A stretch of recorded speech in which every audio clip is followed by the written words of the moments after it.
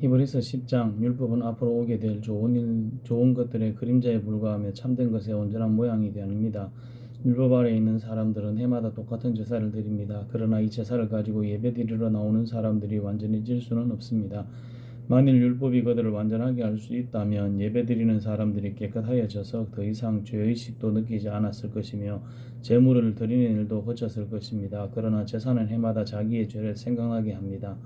그것은 황소나 염소의 피로는 죄를 깨끗하게 할 수 없기 때문입니다. 그래서 그리스도께서 세상에 오셨을 때 이렇게 말씀하셨습니다. 하나님께서는 제사와 예물을 원하지 않으시고 나를 위해 한 몸을 예비하셨습니다.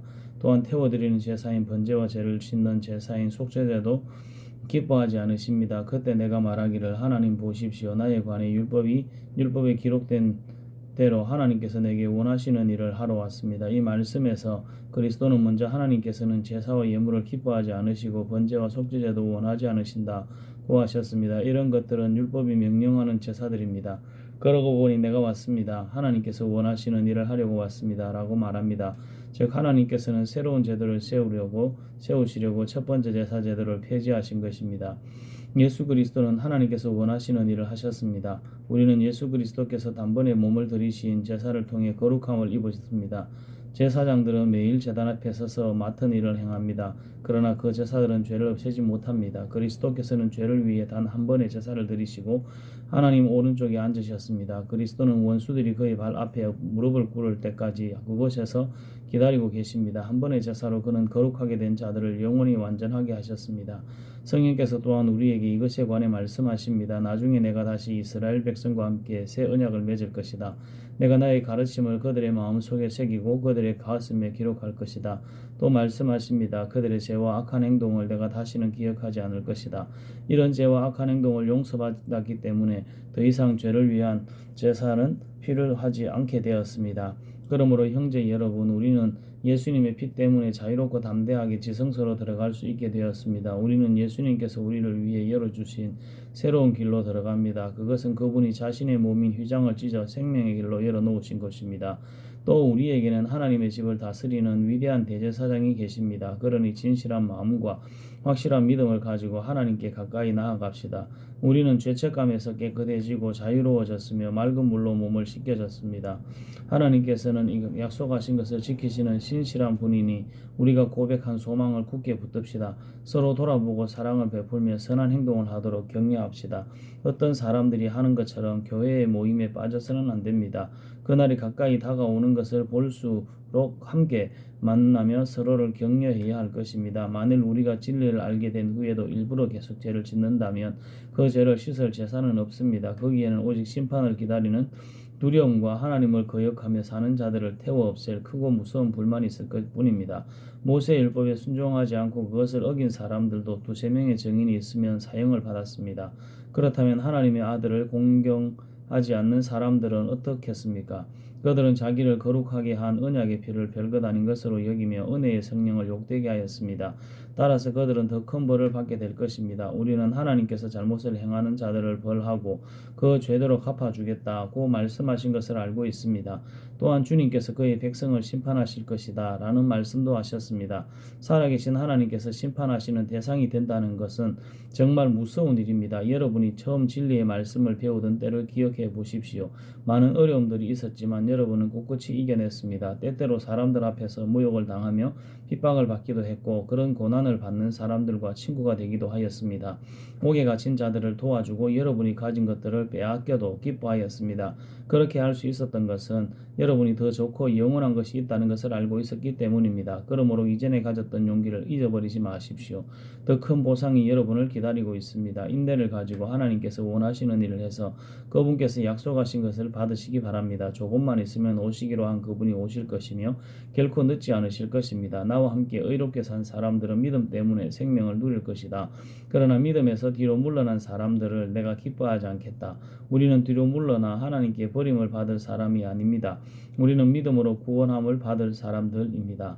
히브리서 11장 믿음은 우리가 바라는 것들에 대해서 확신하는 것입니다. 또한 보이지 않지만 그것이 사실임을 아는 것입니다. 옛날 사람들도 믿음으로 인정받았습니다. 믿음을 통해 우리는 이 세상 모든 것이 하나님의 말씀으로 창조되었다는 것을 이해합니다. 이것은 우리가 보고 있는 것들이 보이지 않는 어떤 것으로 만들어졌다는 것을 말합니다.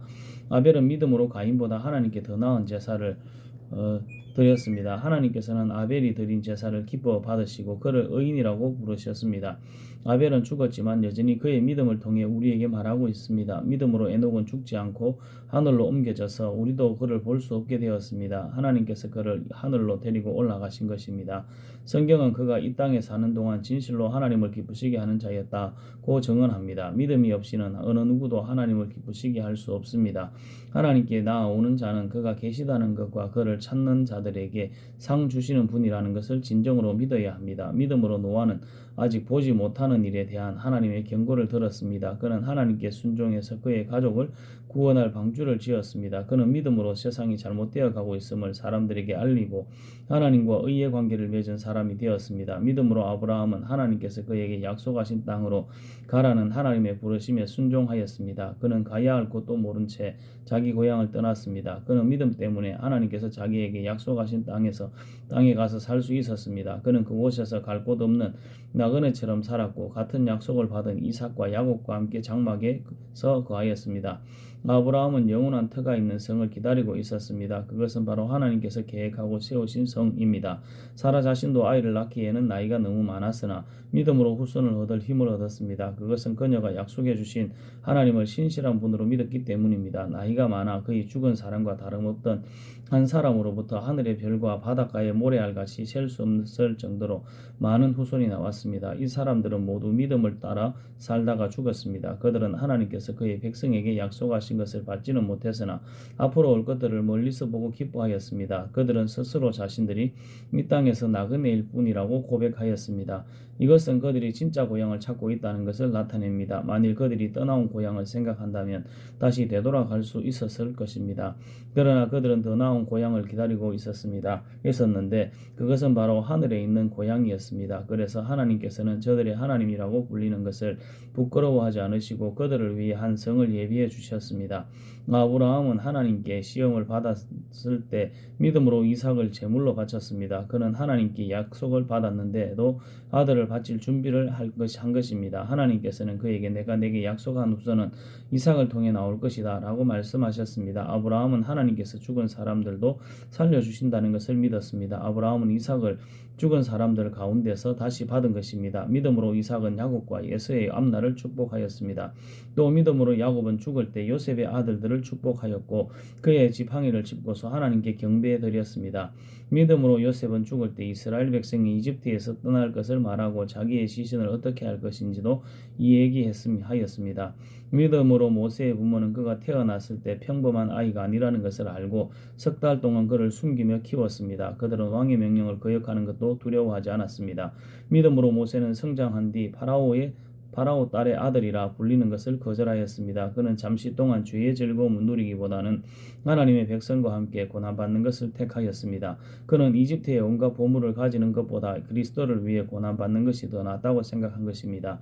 그는 오직 하나님이 주실 상만을 바라보았습니다. 믿음으로 모세는 이집트를 떠났으며 왕의 분노를 두려워하지 않았습니다. 모세는 보이지 않는 하나님을 마치 보이는 듯이 바라보며 꿋꿋이 참았습니다. 믿음으로 모세는 유월절을 준비하고 문마다 피를 발랐습니다. 이 피는 죽음의 천사가 이스라엘 백성의 맏아들을 죽이지 않도록 하기 위해 바른 것입니다. 믿음으로 그들은 마른 땅을 건너는 것처럼 홍해를 지나갔습니다. 그러나 이집트인들은 그들을 따라가다가 물에 빠져 죽고 말았습니다. 믿음으로 이스라엘 백성들이 여리고 성 주위를 7일 동안 돌자 성은 무너졌습니다. 믿음으로 기생 라합은 정탐꾼들을 잘 대접하여 하나님께 순종하지 않는 자들이 죽임을 당할 때 구원을 받았습니다. 더 많은 이야기가 필요합니까? 기드온, 바락, 삼손, 입다, 다윗, 사무엘 그리고 다른 예언자들을 다 말하려면 시간이 좀 모자랄 것입니다. 그들은 믿음으로 나라들을 정복하고 옳은 일을 하였으며 하나님께서 약속하신 것들을 받았고 사자 입을 막았습니다. 또 큰 불을 막아내며 칼날을 피하였습니다. 그들은 약한 데서 강화해졌으며 전쟁터에서 용감해져서 적들을 무찔렀습니다. 여자들은 죽은 가족이 다시 살아나는 것을 보았습니다. 또 어떤 이들은 죽은 후에 더 나은 삶으로 부활할 것을 생각하면서 고문을 당하고 풀려나는 것을 거절하기도 하였습니다. 어떤 이들은 조롱을 받으며 매를 맞았습니다. 어떤 이들은 묶인 채로 감옥에 끌려갔습니다. 그들은 돌에 맞아 죽었고 몸이 반으로 잘리기도 하였으며 칼에 찔려 죽기도 하였습니다. 양과 염소 가죽을 두르고 가난과 고난과 학대를 견뎌야 했습니다. 그들에게 세상은 아무런 가치가 없었습니다. 그들은 광야와 산과 동굴과 땅굴에서 살았습니다. 이 사람들은 모두 믿음으로 이름이 알려진 자들입니다. 그러나 그들 중 어느 누구도 하나님께서 약속하신 것을 받지는 못하였습니다. 그것은 하나님께서 우리에게 더 좋은 것을 예비하시고 그들이 우리와 함께 완전해지도록 하셨기 때문입니다. 히브리서 12장. 우리에게는 이렇게 많은 믿음의 증인들이 있습니다. 그들의 삶은 우리에게 믿음이 무엇인지 말해주고 있습니다. 그러므로 포기하지 말고 우리 앞에 있는 경주를 열심히 합시다. 우리의 삶 속에서 방해가 되는 것들을 다 없애버리고 우리를 쉽게 올가매는 죄를 벗어버립시다. 우리 믿음의 시작이며 또 믿음을 완전하게 하시는 주님을 바라봅시다. 예수님께서는 십자가에 돌아가실 때 아무것도 아닌 것처럼 모든 부끄러움을 참아내셨습니다. 예수님께서는 하나님께서 예비해 두신 기쁨을 기대하셨기 때문에 그렇게 하실 수 있었던 것입니다. 이제 그분은 하나님 보좌의 오른편에 앉아 계십니다. 예수님을 생각하십시오. 예수님께서는 죄인들이 그를 미워해서 악한 일을 할 때에도 묵묵히 참으셨습니다. 지칠 때라도 낙심하지 말고 예수님의 본을 따르기 바랍니다. 여러분은 죄에 맞서 싸우고 있지만 아직 죽을 정도까지 싸워보지는 않았습니다. 여러분은 하나님께서 그의 아들을 격려하듯이 말씀해 주신 것을 잊었습니까? 내 아들아, 주의 훈계를 가볍게 여기지 말고 주님께서 너를 꾸짖으실 때 낙심하지 마라. 주님께서는 사랑하는 자에게 벌을 주시고 그의 아들로 받아들인 자들을 채찍질하신다. 따라서 여러분이 받는 고난을 아버지의 훈계로 알고 견디십시오. 하나님께서는 아버지가 자기 아들에게 벌 주듯이 여러분을 대하시는 것입니다. 아들을 훈계하지 않는 아버지는 어디에도 없습니다. 아들이면 훈계를 받게 마련입니다. 만일 여러분에게 아무 훈계가 없다면 여러분은 사생아이며 참아들이 아닙니다. 우리는 이 땅에서 모두 육체의 아버지가 있습니다. 그 아버지가 우리를 훈계한다 해도 공경하는데 하물며 영의 아버지의 훈계를 받아들여야 하는 것은 말할 필요도 없지 않습니까? 그렇게 할 때 우리는 생명을 받게 되는 것입니다. 이 땅에서의 아버지는 그들이 가장 좋다고 생각하는 대로 우리를 벌합니다. 그러나 하나님께서는 우리가 그분의 거룩하심을 닮게 하기 위해 벌하십니다. 훈계를 받는 바로 그때에는 즐거움이었고 고통스럽습니다. 그러나 후에 그 훈계 때문에 더 나은 사람이 된다면 우리에게 평안이 있을 것입니다. 왜냐하면 우리가 올바른 길 안에서 살아가게 되었기 때문입니다. 여러분은 평안한 손과 연약한 무릎을 강하게 하여 일어나십시오. 올바른 길을 가십시오. 그러면 다리 저는 사람이 절뚝거리지 않고 고침을 받게 될 것입니다. 모든 사람과 사이좋게 지내며 거룩하게 사십시오. 만일 삶이 거룩하지 못하다면 결코 주님을 만나지 못할 것입니다. 아무도 하나님의 은혜를 놓치지 않도록 주의하시기 바랍니다. 여러분 가운데 쓴뿌리와 같은 사람들이 생겨나지 못하게 하십시오. 그런 사람은 많은 사람을 괴롭히거나 더럽힙니다. 성적인 죄를 범하지 말며 에서처럼 하나님을 생각하지 않는 사람이 없도록 하십시오. 에서는 맏아들로서 아버지의 모든 것을 다 받을 수 있었지만 한 그릇에 먹을 것을 위하여 맏아들의 특권을 팔고 말았습니다. 여러분도 알다시피 에서는 그 후에 아버지의 축복을 받기 위해 울면서 부탁했지만 거절당했으며 회개할 기회를 얻지 못했습니다. 여러분이 도착할 것은 손으로 만질 수 있거나 불이 타오르는 산도 아니고 어두움과 슬픔과 폭풍이 일어나는 산도 아닙니다. 또한 나팔 소리와 음성이 들려오는 산도 아닙니다. 이스라엘 백성이 산에서 들려오는 음성을 들었을 때 그들은 더 이상 하나님께서 말씀하시지 않도록 부탁했습니다. 그들은 누구든지 심지어 짐승이라도 이 산에 닿으면 돌로 쳐서 죽임을 당할 것이다 라는 하나님의 명령을 감당할 수 없었습니다. 그 광경이 너무나 무서워 모세조차도 두렵고 떨린다고 말하였습니다. 그러나 여러분은 시온산에 이르렀으며 살아계신 하나님의 성 하나님의 예루살렘에 이르렀습니다. 이곳은 수많은 천사들이 기뻐하며 함께 모여 있는 곳입니다. 또 하늘에 이름이 기록된 맏아들의 모임이 열리는 곳이며 모든 사람의 심판자이신 하나님께서 계신 곳입니다. 그리고 완전하게 된 의인들의 영혼이 거하는 곳이기도 합니다. 여러분은 그의 백성들에게 하나님의 새 언약을 가져다 주신 예수님께서 계신 곳에 왔습니다. 여러분은 아벨의 피보다 더 나은 소식을 전해준 그리스도의 피에 가까이 나온 것입니다. 여러분은 하나님께서 말씀하실 때 때 거역하지 마십시오. 옛 선조들은 땅에서 모세를 통해 경고를 받고도 순종하지 않다가 벌을 받았습니다. 이제는 하나님께서 하늘로부터 우리에게 경고하시는데 우리가 그 말씀을 듣지 않는다면 어떻게 되겠습니까?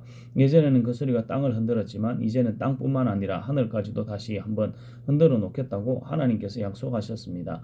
다시 한번이라는 말은 흔들릴 수 있는 것들은 모조리 없애버리시겠다는 뜻이기도 합니다. 이것은 흔들리지 않는 것들만을 남기려는 것입니다. 우리가 흔들리지 않는 나라를 가졌으니 감사드립시다. 하나님을 기쁘시게 하며 경건함과 두려움으로 그분께 예배드립시다. 우리 하나님은 모든 것을 태워버리는 불과 같은 분이십니다. 히브리서 13장 그리스도 안에서 한 형제로 서로 사랑하십시오. 나그네를 대접하는 일을 잊지 말기 바랍니다. 어떤 사람들은 나그네를 대접하다가 자기도 모르는 사이에 천사를 대접하였습니다. 옥에 갇힌 자들을 기억하십시오. 마치 여러분이 옥에 갇혀 있는 것처럼 저들을 생각하고 고통당하는 자들을 볼 때에는 여러분이 고통받는 것처럼 그들을 생각해 주기 바랍니다. 모두 결혼을 귀하게 여기십시오. 남편과 아내는 그들의 결혼을 깨끗이 유지해야 합니다. 하나님께서는 간음하는 자들을 벌하실 것입니다. 돈이 여러분의 삶을 다스리지 않도록 하십시오. 가진 것에 만족하시기 바랍니다. 하나님께서는 내가 결코 너를 떠나지 않겠다. 내가 결코 너를 잊지 않겠다고 말씀하셨습니다. 그러므로 우리는 자신 있게 말할 수 있습니다. 주님은 나를 돕는 자시니 내가 두려워하지 않을 것입니다. 사람들이 내게 무슨 짓을 할 수 있겠습니까? 여러분에게 하나님의 말씀을 가르쳐준 지도자들을 기억하십시오. 그들이 어떻게 살고 어떻게 죽었는지를 생각하고 그들의 믿음을 본받으십시오. 예수 그리스도는 어제나 오늘이나 영원히 똑같으십니다. 여러 가지 이상한 가르침에 빠져서 잘못된 길로 들어서지 않도록 주의하십시오. 하나님의 은혜로 마음을 강하게 하십시오. 그러나 음식에 대한 규칙에는 얽매이지 마십시오. 그런 규정은 아무 도움이 되지 않습니다. 우리에게 제단이 있습니다. 그러나 성막에서 섬기는 제사장들이 제사 드린 것을 먹을 수는 없습니다. 대제사장은 죄를 없애기 위해 지성소 안으로 동물의 피를 가지고 들어가서 그것을 바칩니다. 그러나 그 동물의 시체는 성막 바깥에서 불사릅니다. 이와 같이 예수님도 성문 밖에서 고난을 당하셨습니다. 예수님께서는 자기 피로 그의 백성을 거룩하게 하려고 죽으셨습니다. 그러므로 우리도 성문 밖에 계신 주님께 나아가서 그분의 당하신 수치를 함께 겪읍시다. 이 땅에는 영원한 성이 없으며 우리는 앞으로 다가올 성을 찾고 있습니다. 그러므로 예수님을 통하여 항상 하나님께 찬양의 제사를 드립시다. 이는 그분의 이름을 정언하는 우리 입술의 열매입니다. 다른 사람들에게 선을 베푸는 일을 잊지 마십시오. 여러분이 가진 것을 서로 나누시기 바랍니다. 이런 행동은 하나님을 기쁘시게 하는 제사입니다. 여러분을 인도하는 지도자들에게 순종하고 그들의 권위를 존중하십시오. 그들은 여러분의 영혼을 책임진 자들이기에 여러분을 주위에서 살피고 있습니다. 그들이 이 일을 괴로워하지 않고 즐거운 마음으로 할 수 있도록 해 주십시오. 그들의 일을 힘들게 하는 것은 여러분에게 아무 도움이 되지 않습니다.